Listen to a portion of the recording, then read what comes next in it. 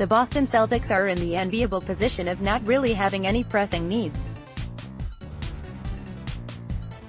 After a slow start to the season, the Celtics have been one of the NBA's best teams since right around Thanksgiving. It took a bit for them to get going, sure, but they've since begun living up to the lofty expectations set for them prior to the season. Really, the only area the Celtics, who do have an open roster spot after trading Jabari Bird to the Atlanta Hawks in a salary-clearing move, probably could benefit from adding to is at center. Daniel Theis has come around lately, but Boston's primary big man, Aaron Baines, has struggled with injuries this season. At this point, Robert Williams can't be relied on to be a meaningful contributor down the stretch. Though Al Horford can play the 5, if the Celtics run into a team with a true center and Baines is out, Boston will get manipulated on the boards.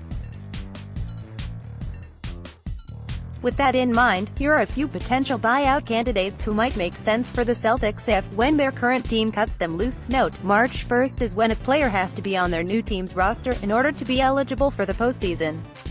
Robin Lopez, the Bulls' big man, has been a buyout candidate for most of the season, with Chicago trying to develop its young talent. He told the Chicago Tribune he doesn't want to make fuss, but one has to think he'll get bought out eventually.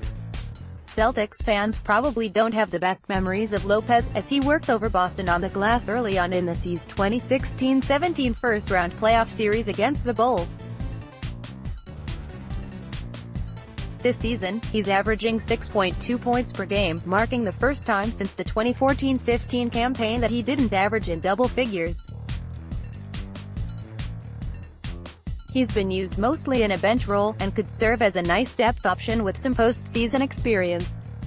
Markieff Morris will admit, this is a fascinating prospect purely because it would get the Morris brothers together, as Markieff and Marcus haven't played together since their days on the Phoenix Suns.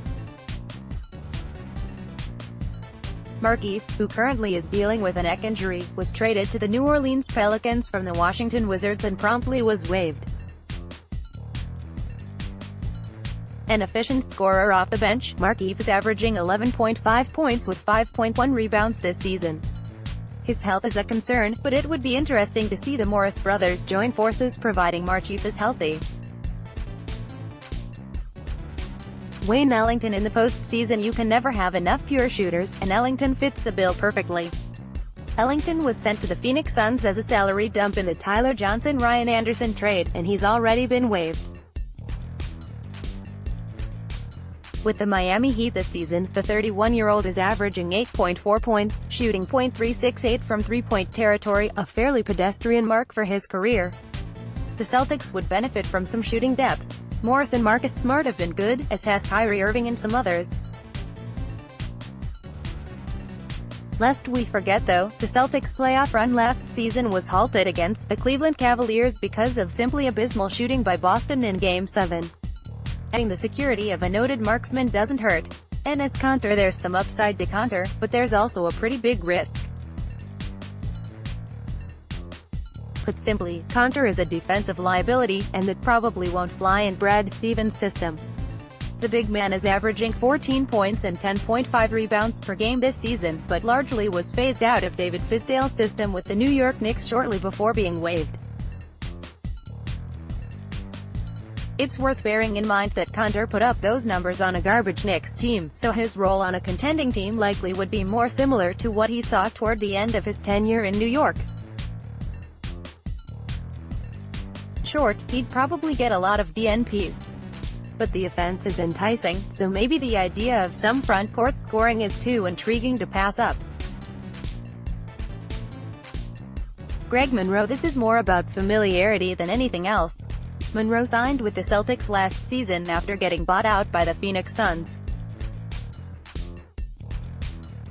He joined the Toronto Raptors in the offseason, was traded to the Brooklyn Nets at the trade deadline and waived shortly thereafter.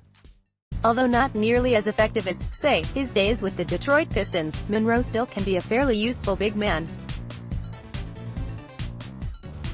If the Celtics find they want to sign a true center but strike out with some of the bigger names, bringing Monroe back might be wise since there presumably would be a far shorter acclimation window. Thumbnail photo via Kamil Kurzaczynski, USA Today Sports Images.